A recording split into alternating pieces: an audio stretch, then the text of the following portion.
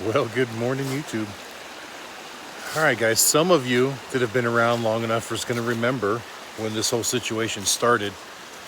I know that we went through a huge growth spurt there while we were in South Dakota.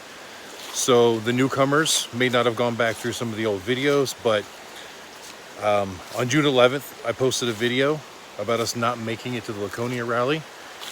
And I told you that when and if the time was right to explain, I guess I would.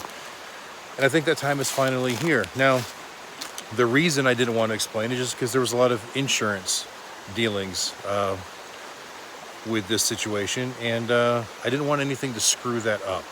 I don't know that it would have, but I wasn't going to take the chance. So here's a quick refresher on that day for those of you that don't remember, or those of you that weren't following along by then, and then you'll see the rest of the story. Well, good morning, YouTube. Today is June 11th. It is opening day at the Laconia Motorcycle Week. And if you can't tell by the background behind me, we are not in Laconia.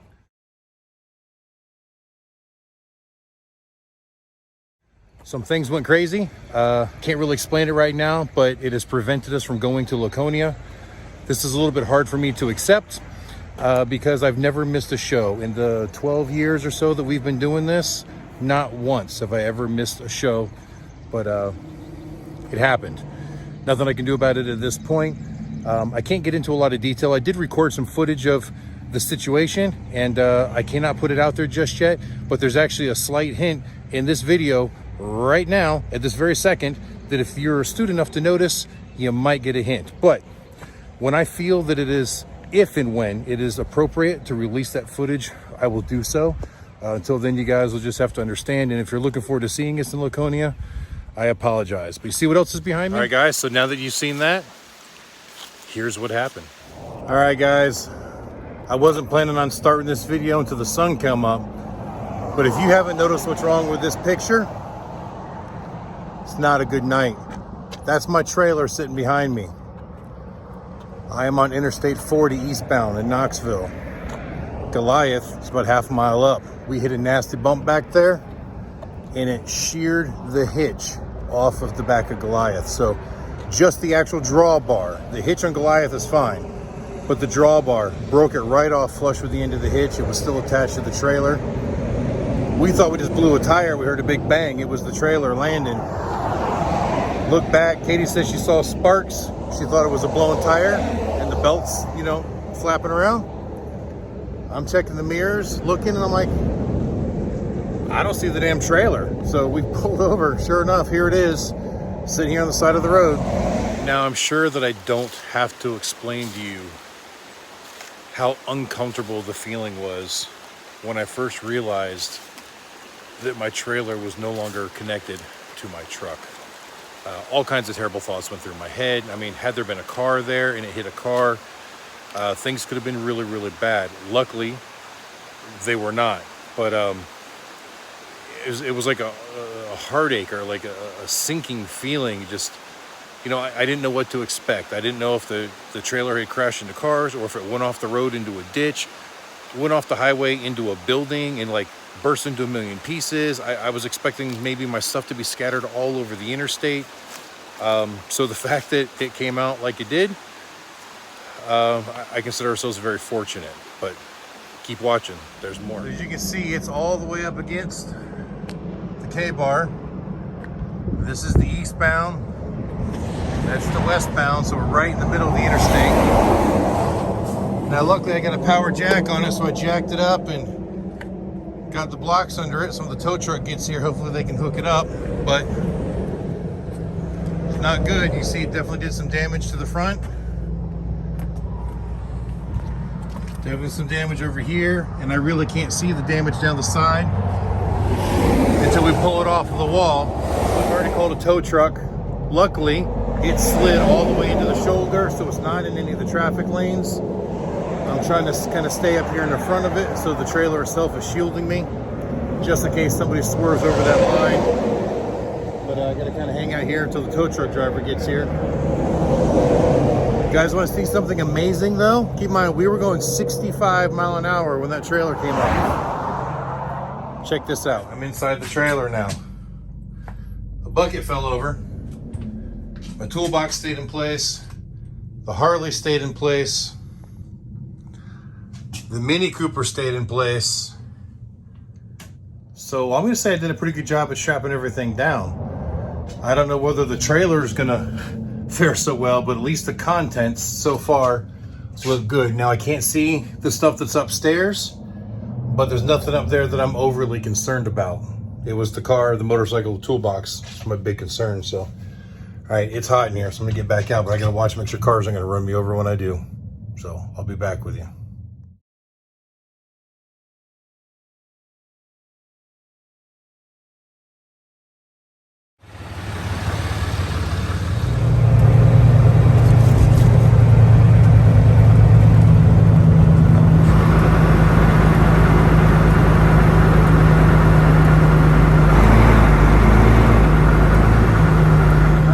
We got the trailer off the interstate.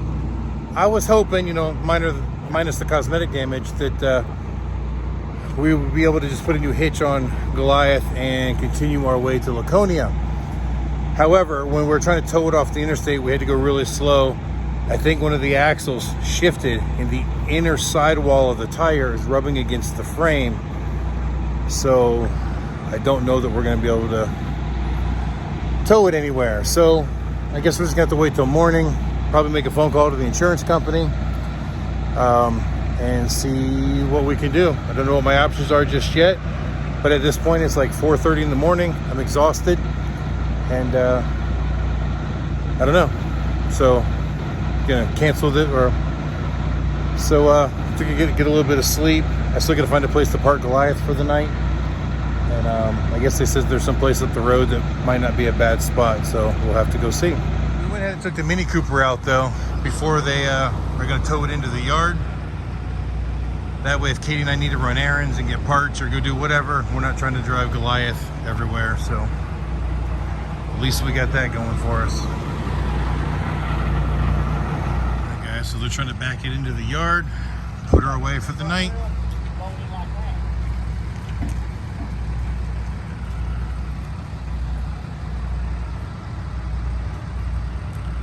Not quite enough room there.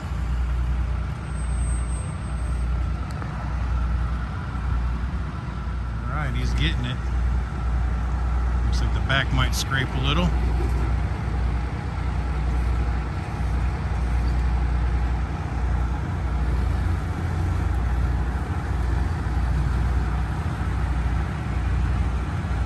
This is so sad seeing her go in a hole.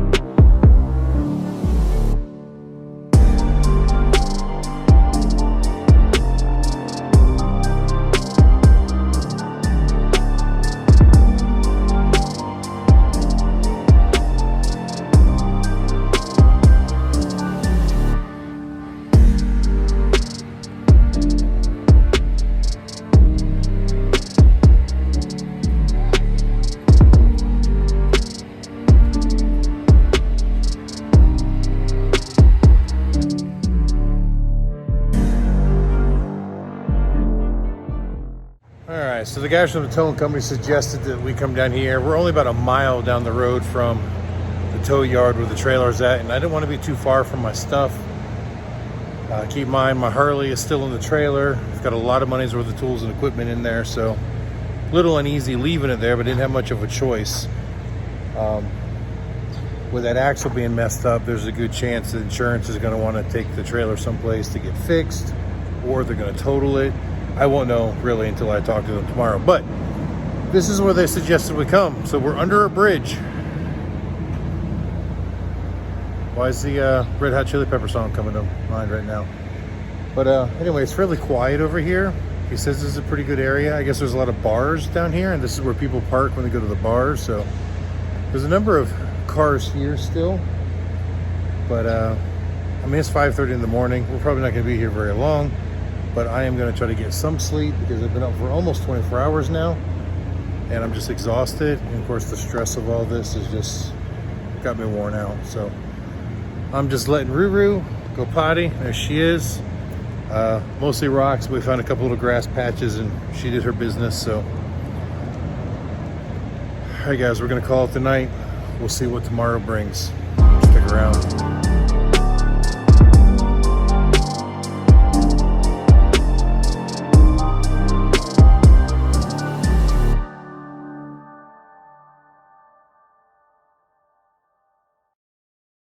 All right, everybody, at this point, I'm just really thankful that everything worked out the way that it did. Nobody got hurt. There were no other vehicles involved. Believe it or not, the police never even came out. The wrecker service got there in a fairly quick amount of time. We got it towed off. Like I said, this happened at 3:15 in the morning. So there wasn't much traffic out, luckily. You know, as disastrous as this could have been, like I said, we really were fortunate. So anyway, the next day, it's a whole lot more headache. All right, everybody, it is the next day and we are back out at the tow yard. I'm gonna try to get some pictures of this disaster during the daylight and see how it works.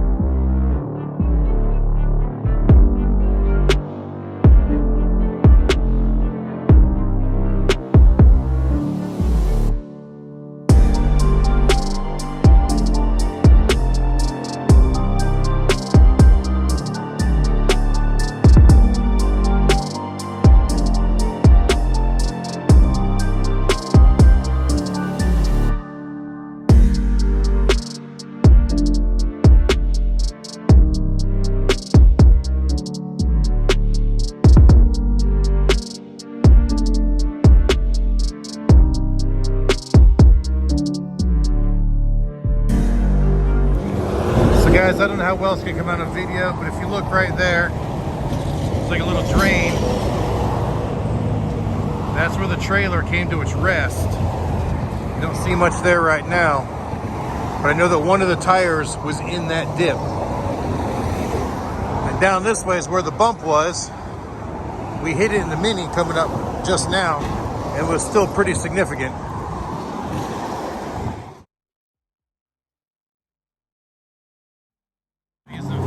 Trucks hitting that bump. You see it's pretty nasty right there. I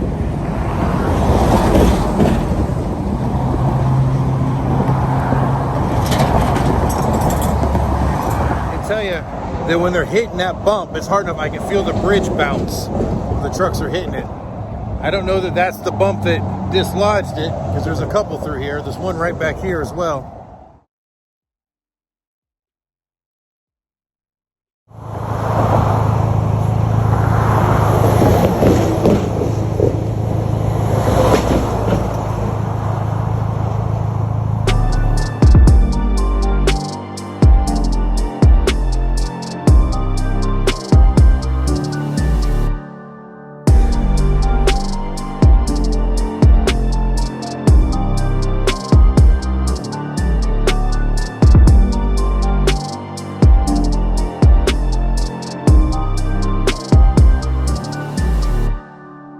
guys, it's kind of crazy how fast this day has gone. The sun is setting. It's like 8:30, 9 o'clock at night.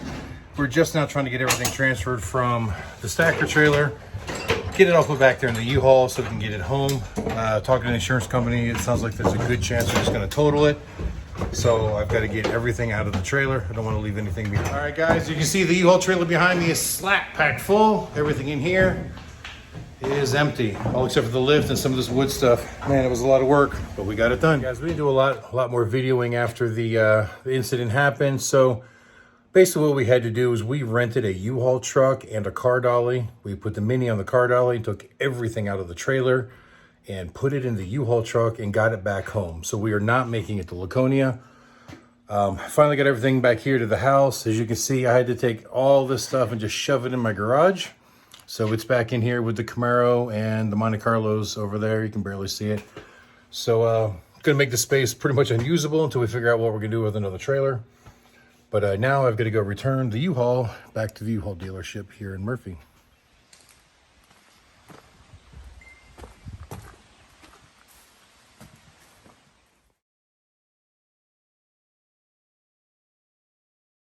All right, guys, at this point, a whole lot of arguing with the insurance company about the value of the trailer. And, you know, so we started to realize that there's a shortage of trailers right now. The ones that are out there, they want stupid money for. So there was a lot of back and forth that obviously I didn't document for video purposes, a lot of time on the phone. Basically, they didn't want to, they were willing to give me more money than the trailer was, that I purchased it for, is what I should say. However, because the market hit in flux, that same exact trailer, now keep in mind, that trailer was a 2020 trailer that I bought in April of 2019. And to go buy a 2021 trailer, right now, the same exact trailer with the same exact build spec manufacturer from the same dealership was $45,000. So $15,000 more than what I paid 2 years ago for the same exact trailer. So insurance was willing to give me more than what I paid for it, but not enough to actually replace it without me going further into debt. And I was trying to avoid that. So I was trying to get them to come up on their price. It was a pain in the butt. They had it moved from the tow yard over to a trailer repair shop, and then they had to take a bunch of like laser frame measurements to even determine where they're going to total it. And when I tell you, it took them almost a month before they even made the decision to total it. In fact, we were en route to South Dakota already before the adjuster finally called me and said, okay, fine, we're going to total the trailer out. This is what we're offering you, so on and so forth. And then that's when all those negotiations happened. But it took weeks before they could even get somebody out there to measure it. Apparently, there's been a lot of trailer accidents within the insurance company. So all their adjusters and their appraisers and stuff, they were just all busy and backlogged. So it just took forever. And if I were to order a brand new trailer at this point, which is what I considered doing because there weren't very many on the market to purchase, even that one that I did find that was $15,000 more, it already had a deposit on it, so the sale was pending. But ordering a brand new trailer, if I would have ordered it in July, they said I would not see my new trailer until February or March of next year. And I couldn't wait that long anyways. So we just kept searching for used trailers. We kept pulling comps. When we found trailers that were way higher price than what I thought I could afford, I'd show the insurance company, and there's just a whole bunch of back and forth there. So that's what carried us all the way through the Sturgis Rally. And that's why you'll see in a lot of the pictures and videos while we were attending Sturgis and the Deadwood Rally out in South Dakota, we had our smaller black trailer with us, which is the trailer that we used to use a long time ago. And it just doesn't suit our needs anymore, but it got us out there at least. So anyway, here's where we pick up when we got home from Sturgis. But anyway, we're here. We're home. It feels so good to be home. You know, it was almost instantly as we crossed that North Carolina border last night, we could just start smelling home. You know, coming through Tennessee, we could see the mountains again that we love so much. And yeah, I know we had mountains out in South Dakota, and they're beautiful, don't get me wrong. I love going out there. But there's just something about the mountains here that just feels like home. So we're always so excited to see them. Like I said, the smells, everything. Even the dogs got excited. They knew we were home. But But stick around, I've got another adventure. We're actually leaving tomorrow morning to go somewhere on a video that I've been putting together for a couple of months. And so finally that adventure is going to be coming to a close, I think, here in the next few days. So definitely have some more stuff coming. We've got a lot of work to do to get ready for Ocean City. All right, guys, it's currently a little bit after noon. Now, in the last clip where you guys saw me, we had just gotten home from the Sturgis motorcycle rally the night before. We slept in Goliath up in the parking lot. And then we got everything unloaded and taken back to the house, or at least a majority of it. And I had to run up here to come to the bank so I can make the final payment on the new trailer that we're getting. Now, I say new trailer, it is not a brand new trailer. It is a 2004 Renegade Stacker trailer. And I know we haven't done a lot of talking about this trailer thing. However, a lot has happened over the last couple months since we had the trailer accident. And it's been tough to find a trailer. Prices have gone through the roof on trailers. And for me to replace that 2020 trailer that we had with another 2021 or 22 trailer is just ridiculously stupid money. And I'll be honest with you, I wasn't real happy with the quality of that Forest River trailer. It got us through 2 years, and I was pretty happy with it, you know, as far as that goes. But I always felt like it should have been a better trailer. So this time what I decided to do was buy an older trailer that was much better quality for about the same price. You know, the nice thing about trailers is you don't have to worry about how many miles are on the engine or the transmission. As long as your bearings and brakes and axles are good and the box is good, you can relatively know that you're getting a decent piece of equipment. So the trailer we bought is a 2004 Renegade Stacker, as I just said. We found it just before the Sturgis rally started, but we were already out in Rapid City. In fact, it was right after we returned from Minot. I was out running around doing some errands as we're getting ready for the Sturgis rally to begin, and this guy Scott from Millennium Trailer Sales gave me a call. He had told me that he'd just taken a trailer in on trade. I was the first person he had called. He sent me some pictures, and I had committed to buy it right then and there. The complication was we were at Sturgis, well, Rapid City anyways, and we were only about 4 days before the beginning of the rally. Well, let me correct that. We were about 4 days from us setting up for the rally. Remember, we started working a few days before the rally actually started there. So the problem was, hey, I want the trailer, but I can't get there to get it.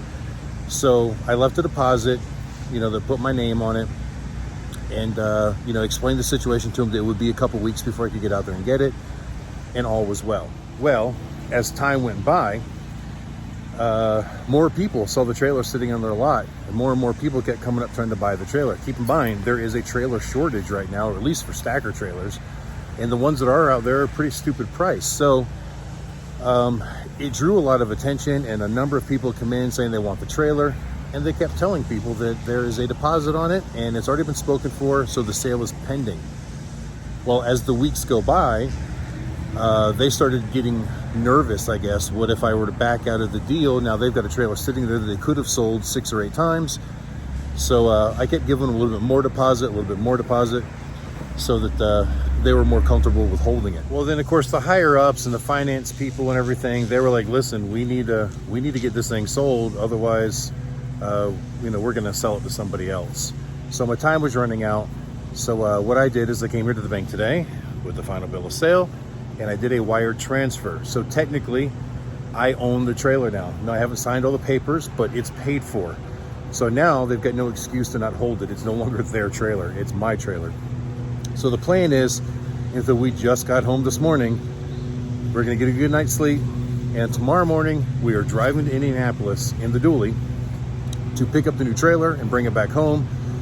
That way I can start getting it set up and get things transferred out of the black trailer that we're using for the Sturgis rally, so that this trailer is up and running and ready to go for the Ocean City rally, which is only a couple of weeks away. Now, some of you may have noticed the black trailer that we were using during the Sturgis rally. That is actually our old trailer. Back when we first started running across the country doing all these rallies, that's the trailer we started with, and we just towed it behind the Excursion for many years. And then we bought the dually. We used the dually for the last year that we used it. And then of course, once we bought Goliath, we no longer needed that trailer with the living quarters in the front. So we upped to the stacker trailer to give us more cargo room and less living room in the trailer, because we had plenty of living room in Goliath. So, you know, that's why we had that trailer out there, because I still owned it. It was still sitting out on the property. And actually Talon was living in it for a little while. And then when Alyssa moved up, she had a much nicer fifth wheel. And I think that was in a past video as well, when we were switching those trailers out and just putting the Overland, which is the black trailer we had, over to the side while they got their new fifth wheel that she brought up, set up for them to live. Anyway, I've been rambling here long enough. There's actually a lot more to explain, but I don't want to bore everybody too much. So for right now, let's just get to Indianapolis. Let's get this trailer and get it back here and get it all working and ready to go. Catch up with you later. Bye. All right, guys, I'm back here at the house now, and I got to try to get everything ready for us to head out in the morning. So we're taking the dually, like I said, and it's like way overdue for an oil change. I've had the stuff here to do it, just haven't had time to do it. I also have a bypass system that I wanted to install, but I don't think that's going to get done today. We're just going to give it a quick oil change, check all the air pressure in the tires, maybe give it a bath just because the truck's filthy. Keep in mind, we've been gone for over 6 weeks, and it's just been kind of sitting here, and it's filthy. So I want to get it all cleaned up for the road trip and get some tools and stuff loaded into it, just so I got some emergency stuff on this in case we need it on the trip. And there are a few things that are still in my old trailer, which is now at a salvage auction yard, and I guess they're holding it for right now, but there's a couple things that need to get there. Some things that I built into that old trailer that I want to try to get out of it before I never see that trailer again. So I'm going to bring some tools with me so that I can go there and get some of that stuff as well. All right, guys, as much as I love being home, one thing I do miss about being out west is the lack of humidity. All I'm doing is an oil change on my truck. It's not hard work by any means, and I am just absolutely drenched with sweat. You know, out in Rapid City, the temperatures were way hotter than they are here. I barely sweat. I mean, a little bit on my brow. I mean, I was sweating, but not like this. It's just pouring out of me. All right, guys, I got the oil change and everything done on the dually, and it's pretty much prepped and ready for the road trip tomorrow. But Goliath is still where I parked them last night, right out front of the feed store. And that's not normally where I park it. Normally I park it way over here where these semi-trucks are. And there's one there, there's just a trailer there, and then there's a dump truck. And I think there's just enough room in between that trailer and the dump truck that I can squeeze in there. But it's gonna be tight, and I'm gonna have to be very careful doing so. But I need to get it moved over there so it's not in the way here if I'm gone for a couple of days.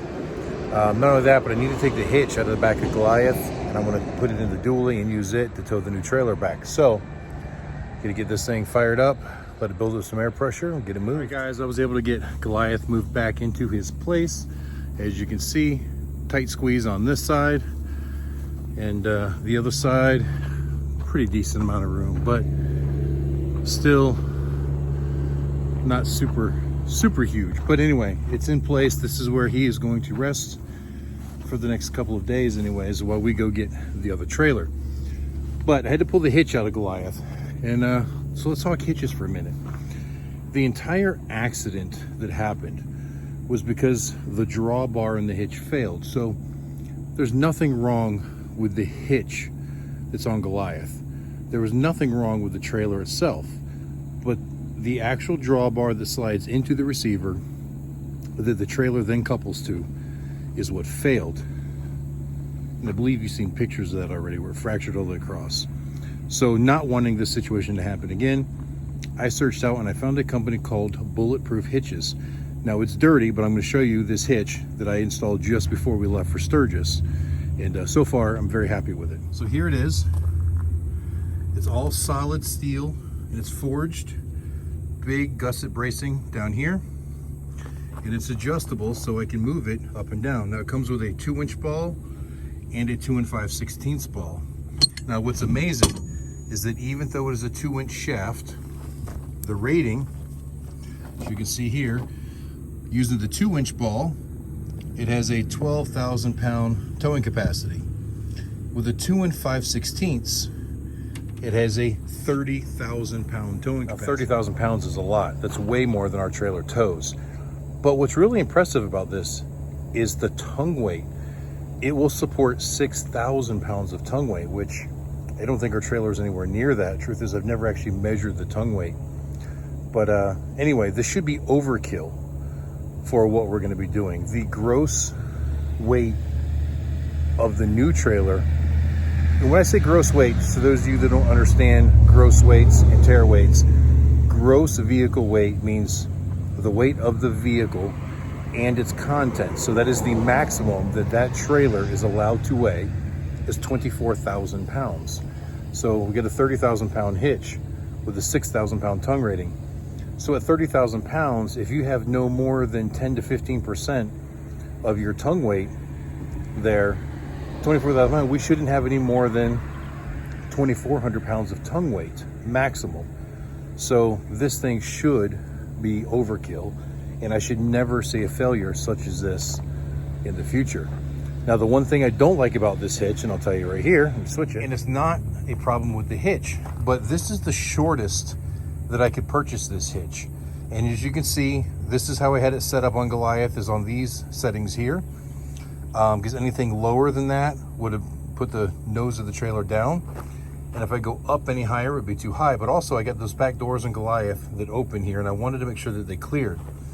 But because it's so long, as you can see, I've been scraping it on the ground in quite a few places. So I'm either gonna look into cutting this short. Now this is heat treated, so I can't use any heat, but if I can find a cold saw that I can cut it shorter with, might fix that problem. What I would rather do is actually contact the Bulletproof Hitches and ask them if they will build one for me. Sorry, I keep spitting sweat. I'm not even working and I'm pouring with sweat. The humidity is so bad here today. Anyway, maybe they will build me one that is shorter, seeing, you know, once I measure it, and I want to wait till I get the new trailer hooked up to Goliath and make sure that it's going to sit in the same place that this trailer sat, because every trailer is a little bit different. But if this excess length here isn't necessary, I want to see about having them make me one that's a little bit shorter. Yeah, it'll be a little bit custom, and I'm sure they're going to charge me a premium price for it. But if not, I'll just find a way to cold saw it. Guys, another thing I got from Bulletproof Hitches was these locking pins, and they match the pins that are in the hitch already. They're their own brand, and they're rated to 36,000 pounds. So again, overkill on the weight. And these are, both of these are keyed to be the same. So one of these will go through the drawbar into the hitch assembly, so no one can steal the entire hitch. The second will go through the adjuster in the the height adjustment, so that nobody can steal the ball assembly off of your hitch. So I'm gonna get those installed real quick and see how it works. All right, guys, all locked on and ready to go. A little bit bulky, didn't think about that, but you know, does the job, keeps it secure. Now, I don't typically drive around with the hitch in here, but once it's in Goliath, it'll pretty much stay there most of the time. So, all right, I think we are completely ready, other than just packing the bag. And tomorrow morning, we're off to Indianapolis.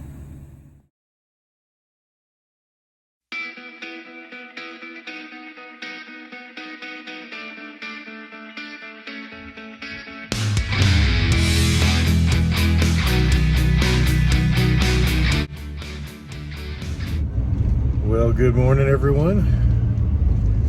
The sun is finally up and we are in Tennessee already. We're actually just come through Sweetwater, Tennessee, getting onto I-75, heading north towards Knoxville. Now, we didn't record a lot coming in this morning to this point because it was still dark when we left the house, and it was very, very foggy. In fact, so foggy that we actually missed one of our turns on a road that we damn well know where it's at. Just, that's the way it was. But we're on the road, and hopefully it won't be too much longer. We'll be where we need to be.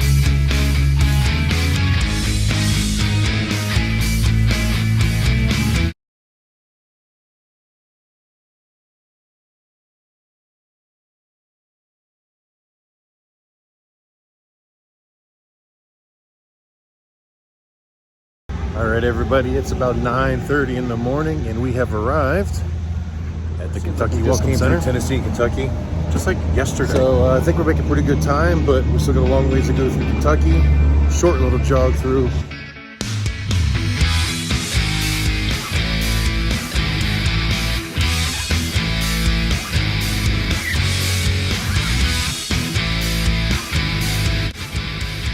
Hi guys, we stopped at a Love's here just south of Lexington, Kentucky.